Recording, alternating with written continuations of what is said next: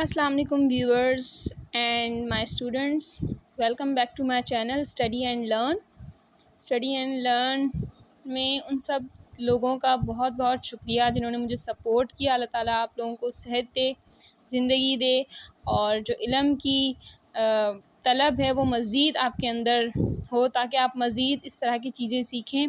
आप मेरे चैनल को ज़रूर लाइक करें, शेयर करें और सब्सक्राइब करें और बेल आइकन को ज़रूर प्रेस कीजिएगा ताकि न्यू नोटिफिकेशंस और न्यू वीडियोस जो हैं वो आप तक पहुंचती रहें।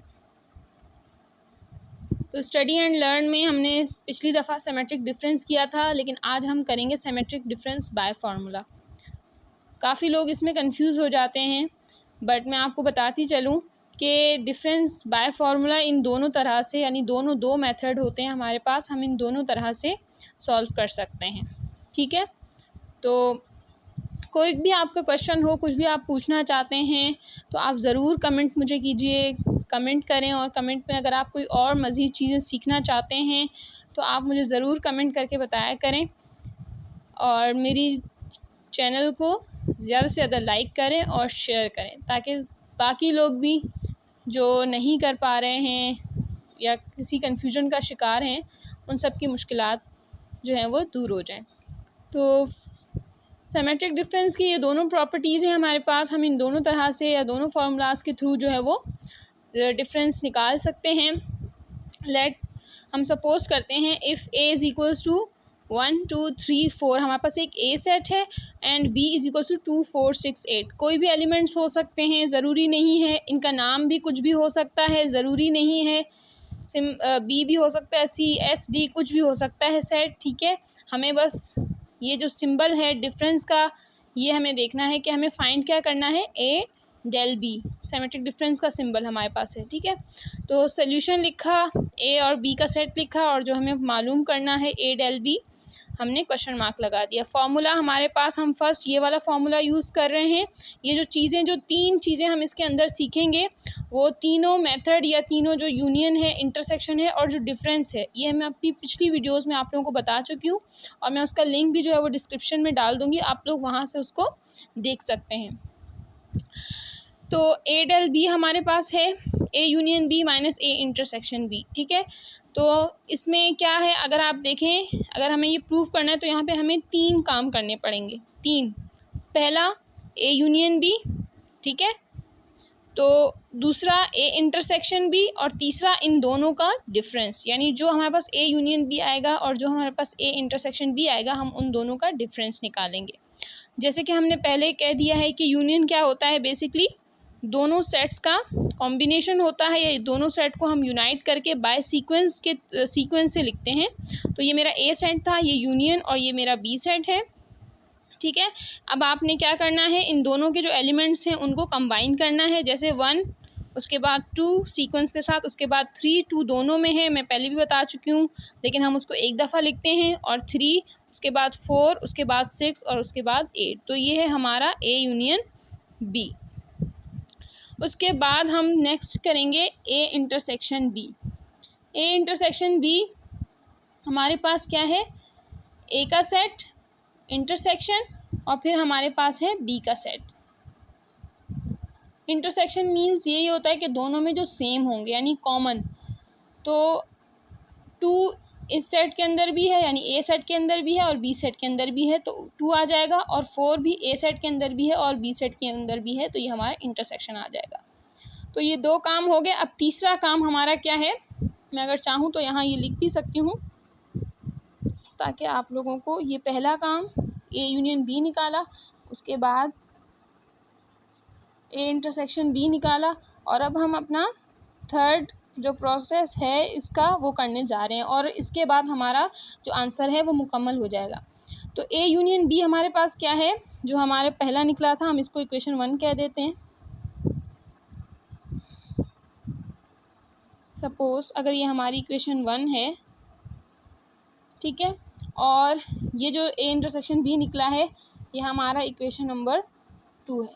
ठीक है, अब हम क्या करेंगे, ए माइनस बी, यानी जो फर्स्ट ए इंटरसेक्शन बी आया है उसमें से माइनस कर देंगे ए इंटरसेक्शन बी, जो ए यूनियन बी आया है 1 2 3 4 6 8, उसमें से हम माइनस कर देंगे ए इंटरसेक्शन बी जो आया है 2 and 4। तो ये दोनों सेट्स जो हैं, ये जो दोनों इक्वेशन 1 और इक्वेशन 2 का जो आंसर है वो हम यहाँ लिख देंगे। अब हम माइनस का मतलब यही होता है कि इसके एलिमेंट सारे निकल जाएंगे, यानी हम इसको सब्ट्रैक्ट कर देंगे। इसके एलिमेंट्स अगर इसमें मौजूद है तो हम यहाँ से उनको निकाल देंगे। तो देखिए 2 यहाँ भी है और यहाँ भी है, तो इसलिए मैंने 2 को काट दिया है। ठीक है, 1 आ जाएगा, इसमें 3 आ जाएगा, 4 यहाँ भी है, तो ये कैंसिल हो जाएगा, तो आ जाएगा 6 और 8। ठीक है, तो ये था पहला फॉर्मूला, या पहली जो प्रॉपर्टी है सिमेट्रिक डिफरेंस की, वो हमने सॉल्व कर ली। अब आप देखेंगे जब हम दूसरा फार्मूला है या जो दूसरी प्रॉपर्टी है, जब हम उससे भी इसको सॉल्व करेंगे तो सेम ही आंसर आएगा। चलें जी, तो दूसरा है हमारे पास A del B is equals to A minus B union B minus A. ठीक है, यहाँ पे हमें क्या करने होंगे, सेम 3 काम करने होंगे। पहले हमें ए माइनस बी निकालना होगा, फिर हमें बी माइनस ए निकालना होगा, और फिर दोनों सेट्स जो हमारे पास आंसर्स आए होंगे दोनों के, उनका हम यूनियन करेंगे। सो ए माइनस बी हमारे पास क्या है, ये देखें, ये ए का सेट है 1 2 3 4 माइनस, और ये हमारे पास है बी का सेट 2 4 6 8।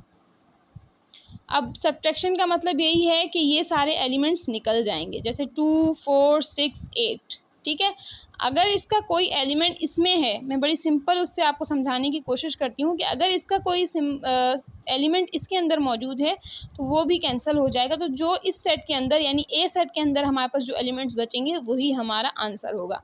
तो 1 और 3 हमारे पास बच रहे हैं, तो हमारा ए माइनस बी जो है वो 1 और 3 का सेट है।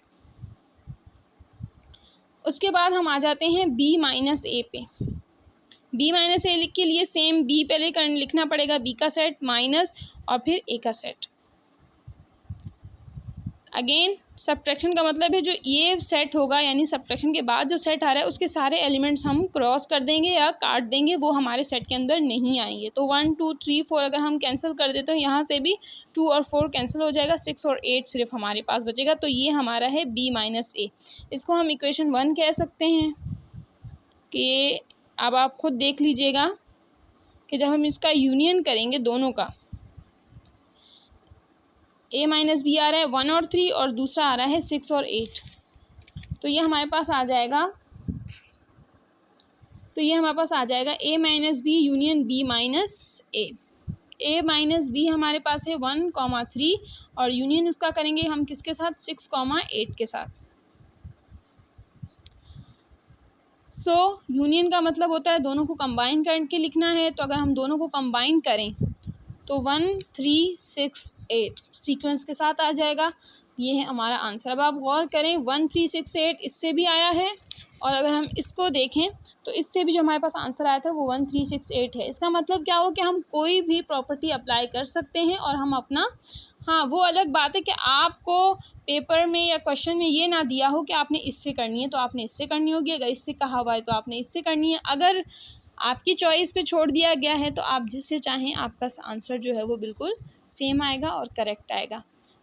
और अगर आप इसको वेरीफाई करना चाहते हैं तो जो मैंने अपनी पिछली वीडियो में ए डेल बी का डायरेक्ट जो मेथड बताया था, आप वो अप्लाई करके देख सकते हैं, तो भी आपका क्वेश्चन वेरीफाई हो जाएगा और आप देखेंगे कि आपका राइट हैंड साइड और लेफ्ट हैंड साइड दोनों सेम आ जाएंगे। Thank you so much for watching. मज़ीद वीडियोस को शेयर कीजिए, लाइक कीजिए, ताकि हम और आप जुड़े रहें। Thank you. अल्लाह हाफिज़।